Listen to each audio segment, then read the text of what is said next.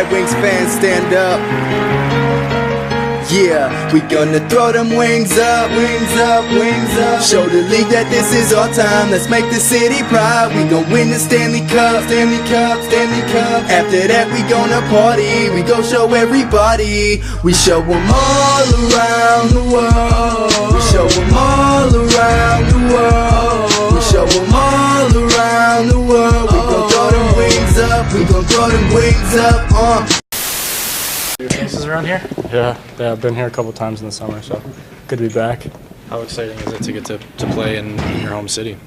Yeah, it's pretty exciting. You know, you never really, growing up, you never know if you're going to be able to play at the NHL level in that rink, so I'm sure once we get there it'll be a little bit more exciting, but, you know, right now just taking it day by day.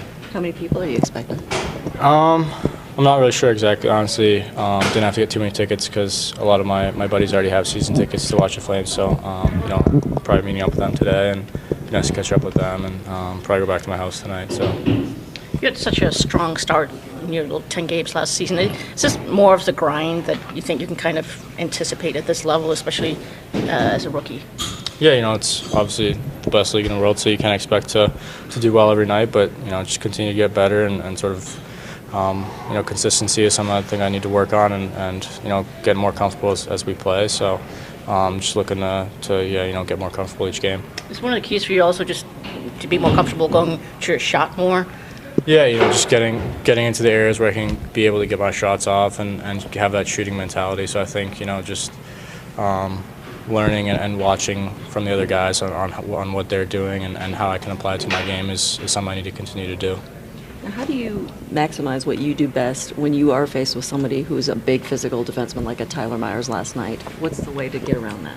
Yeah, I mean, I think there's no one key or anything like that, but you know, just being quick and knowing what you're going to do with the puck before you get it is a big thing, I think.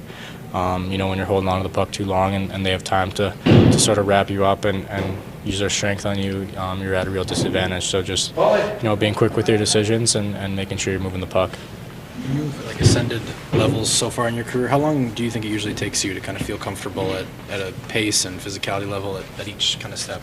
Yeah, you know, it's hard to say what each level is going to be like, but I think, you know, in the past I've proven to myself at least that I can learn and adapt at how to play at each level from junior to college and college to pro, hopefully. So, you know, I don't really have a timetable for myself, but, you know, there's just want to continue to impact the game more positively. I mean, we didn't score, so obviously we're not okay with that. We did have a couple good looks. I mean, we did the plays we wanted to, and it didn't go in. But like I said, not scoring is what matters on a 5-on-3, and that sucks. Blashill was talking about how when he went back and looked at kind of the chances at even strength in the game, it was more even than obviously it was on special teams. What do you guys have to do to get more out of those? Is it bounces? Is it something you guys could have done differently? I think we need to shoot the puck a little bit more, have more chaos in front of our net. You won't necessarily score on the first chance, but it's going to be the second and third rebound that's going to go in, and I think that's what we need to focus on. You've obviously had Athanasiou on that unit with you guys before. What does he bring to you in that power play? A lot of speed on the breakout. Him and Larkin can just fly down the ice, so that anything could happen at that point. I mean, he has a great shot, great release. He could find us open areas, and we'll see how it goes. I mean, you said it. We had him last year a couple games, and this year it's going to be his first game on our unit. So hopefully it pays off. It pays off quick. I think you had 4 shots on net and at least a couple drives where you just bowled your way to the net. I mean, you're still playing the way you need to be successful, even if they aren't going in. Yeah. Well, for me personally, we talked about it. It was to bring a lot of shots to the net and try to cut to the net there. So I'm playing the way I want to. Like you said, maybe the low bounces are going to be coming our way, and it's going to be good after that. Do you feel like teams have, I mean, after the 4-goal game especially and 6 in the first 4 or 5, I think, are they playing you any differently than they were? Yeah, for sure. I mean, on the power play, there's always a guy close, which is normal after you score a couple, but doesn't excuse the fact that we can't get more offense going. Emma's fighting a little bit of an illness. De Kaiser and Ernie, they couldn't skate today. I don't know if they're available tomorrow or not. Will you have to call somebody up front? No, we had 12. We had 12. We'll leave it at 12, and if something happens where one of those other guys couldn't play, we'd probably go 11 and 7. Do you expect Ernie's thing came up in the thing with Myers? Is whatever's holding him out? No, I think it was prior to that. Okay. Yep. It looks like, are you going to try Andreas with Frans Nielsen? That's what we They've had sparks in the past. They've had sparks in the past. That's what we have right now. We need more out of more lines, and so that's one thing I'm looking at. Ultimately, we may have to tinker with that top line if we can't get more going out of more lines. So we'll see. The De La Rose line's been good. I can't honestly say that I'm going to stay with this. I wanted to try it for today's practice and see. Well, is the issue too? I mean, if you have Filppula, Hirose, and N, who's shooting? Yeah, well, that was one of the ones, as I watched that line, Filppula can shoot and Hirose can shoot. Whether they want to shoot all the time or not, it's a different story. But they both can shoot, so maybe it's better to put them with guys that don't want to shoot, and then they have to shoot. Danny's obviously been super important to what you guys have done defensively this year and last year. What has to happen if he does miss any kind of time for you guys? You only miss guys to the extent that other guys, whether they step up big or not, and so the less guys step up, the more you miss them, and vice versa. Danny's a huge part of our team. Danny's been an excellent player for us the beginning of this year. He was an excellent player at most of last year. He's really, really coming into his own as a top 4 type player. And if he misses, that means whoever steps into those increased minutes has to play that much better. I think he's a big piece of our penalty kills, a big piece of our 5-on-5 game.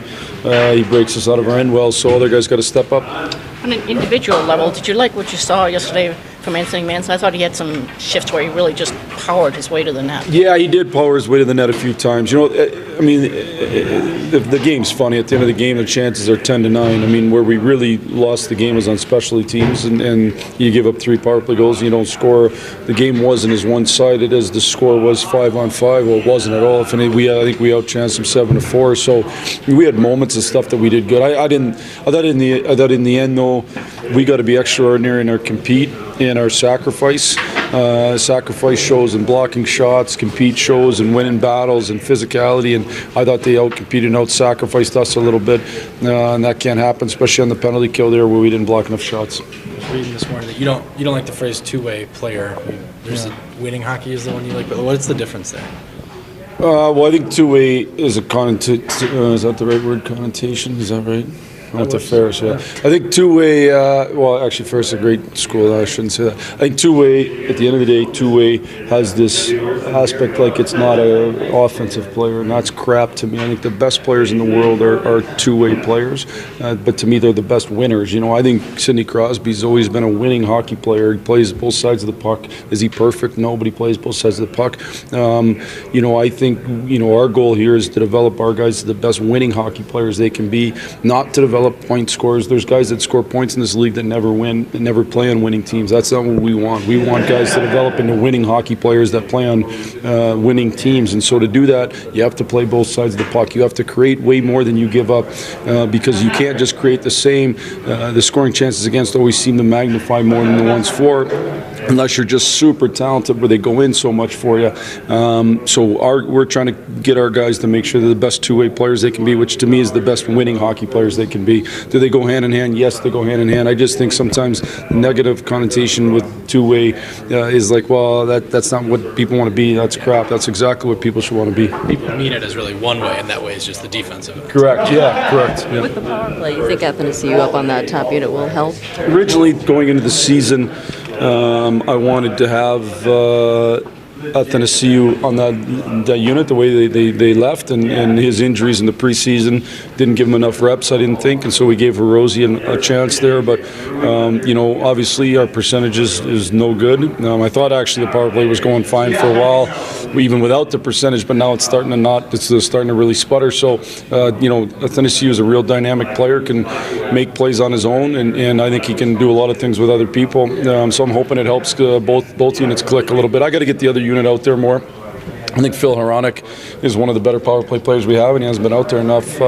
So I got to get that other unit out there more too. I've tried to give that top unit the ice time that the top units in the league get, but it hasn't worked. So I'll end up splitting that ice time up more. Phil sounded like he was very happy with his performance after last night's game. The last time you guys were in Calgary, he was dominant. They really had no answer for him. Do you hope he kind of finds that spark again? It just kind of challenges himself, or?